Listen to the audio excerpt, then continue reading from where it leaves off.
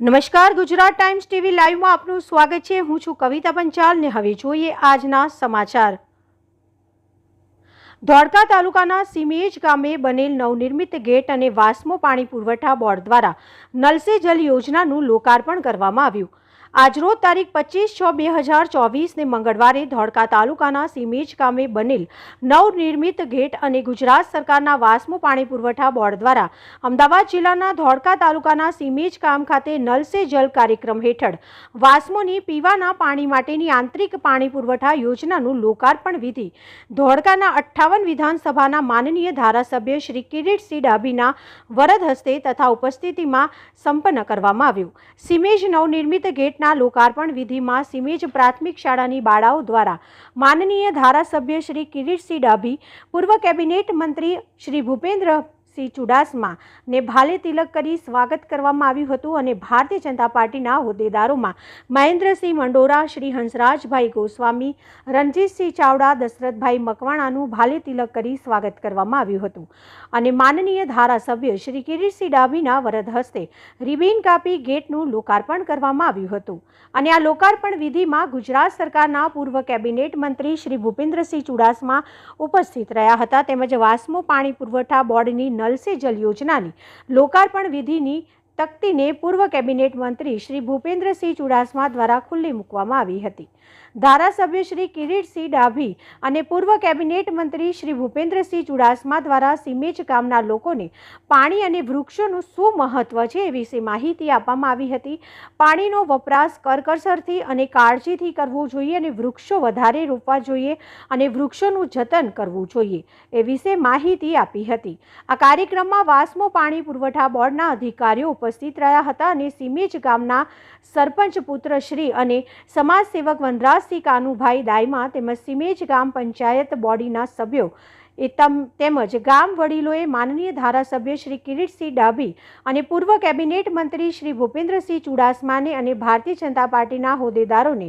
આ વાસ્મો પાણી પુરવઠા બોર્ડના અધિકારીઓનું શાલ ઓઢાડી સન્માન કરવામાં આવ્યું હતું અને લોકાર્પણ વિધિ કાર્યક્રમમાં સીમેજ ગામના લોકો મોટી સંખ્યામાં ઉપસ્થિત રહ્યા હતા। અહેવાલ એડિટર તંત્રી શ્રી રંજીત એન પરમાર।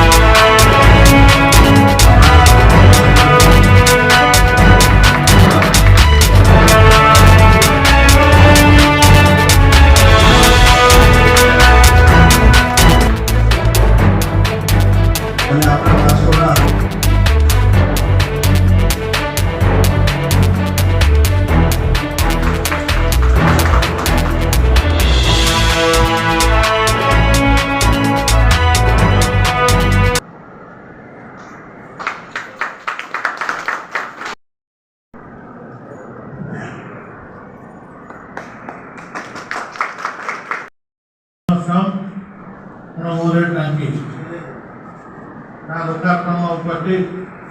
અને અમે 40 વર્ષથી આપણા વિસ્તારમાં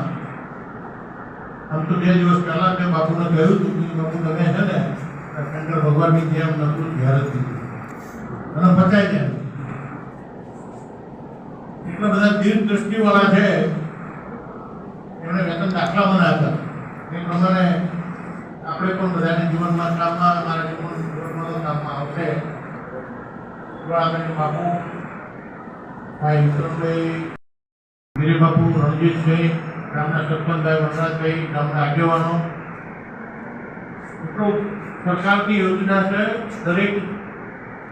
ઘેર પાણી આપવાનું નલ સે જલ યોજના